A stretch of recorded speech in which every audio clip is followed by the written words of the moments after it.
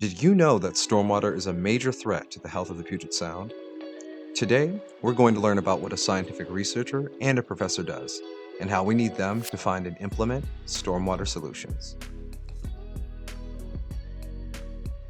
Describe your job. My name is Ani Jayakaran, and I'm a researcher and professor looking at green stormwater infrastructure practices. Green stormwater infrastructure is a process that ensures the water that ends up in our streams and rivers are free of pollution.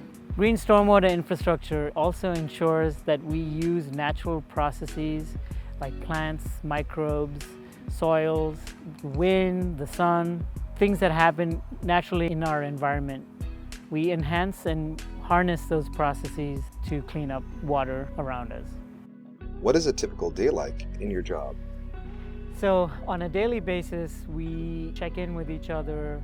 I do most of the writing of ideas and proposals. We send them out and we ask people to fund them. And once that process is in place, all of us get busy collecting that information, setting up sensors in the field, and then we put all that information together. Once we have the data that we need, we analyze them. We sometimes have to make tweaks to our experiment.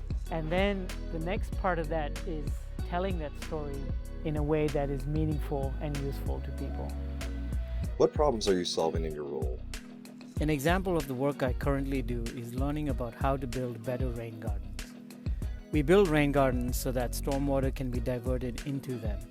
The soils, plants, and microbes in rain gardens remove pollutants from stormwater, preventing these pollutants from running into storm drains and ultimately into the Puget Sound.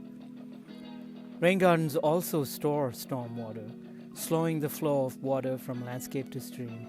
This is how they can prevent flooding. One of the biggest challenges that we have, and one of the things that keep me busy, is ensuring that the science and the research that we do meets the needs of the community. So reaching out to those communities, having conversation with them, making sure that our research aligns with their values and ideals is critical. So some of the actions that we take meeting community needs is ensuring that there's representation of community in all decisions that go towards where green stormwater infrastructure is installed. When green stormwater infrastructure is installed on the landscape, it's often been designed taking the input of people who've been at the table and said, okay, these are the plants that we want to see. But often those conversations have not been had in communities that are historically underserved. And so this idea of putting rain gardens to manage stormwater, while scientifically is a great idea, it may not have buy-in with the community that actually lives around that green stormwater infrastructure. If we haven't taken the effort to find out what values, what plants, what is important to those communities, it is very likely that the green stormwater infrastructure system that was placed in the neighborhood is going to be neglected because these are passive systems. They take maintenance, they lose their function as a mini ecosystem. So ensuring that the community has been consulted with what is going into their landscape or into their neighborhoods is a critical part of the science. And that is a critical part of my work as an educator, is ensuring that there is opportunity for all communities to be a part of the stormwater solution.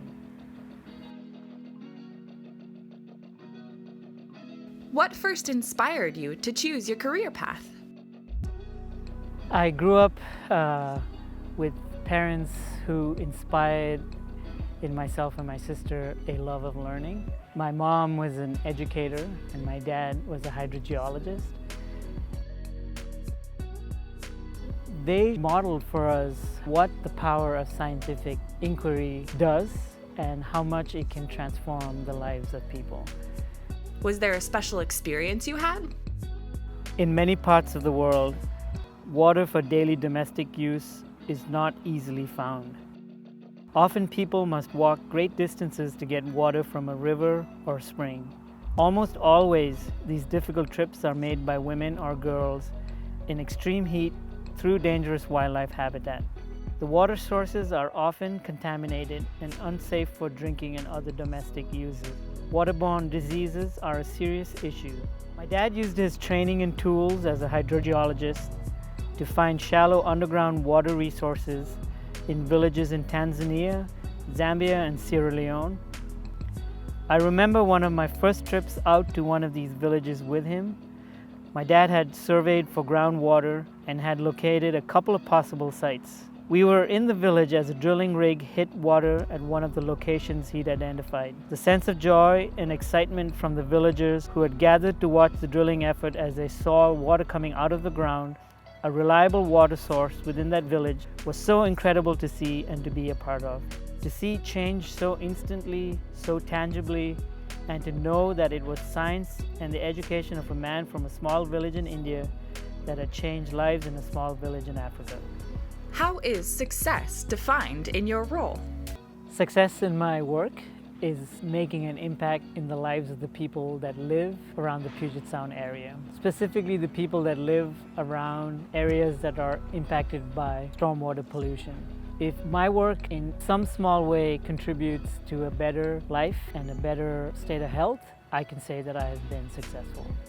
Lastly, none of my success would be possible without a great team of people. My parents inspired me as a young person. My wife and kids support me unconditionally, and without them, I know success would not have been possible. My work success is also very critically dependent on a small team of colleagues, technicians, graduate students, and interns. They are the folks that help me get through all the hard and complicated aspects of doing research, and without them, none of this work would be possible. As you can see, it takes a lot of people to make an impact on the issue of stormwater in the Puget Sound. You just learned about how Ani contributes to stormwater solutions as a green stormwater infrastructure specialist. What skills or passions do you have that you might be able to bring to the table to help solve the stormwater challenge?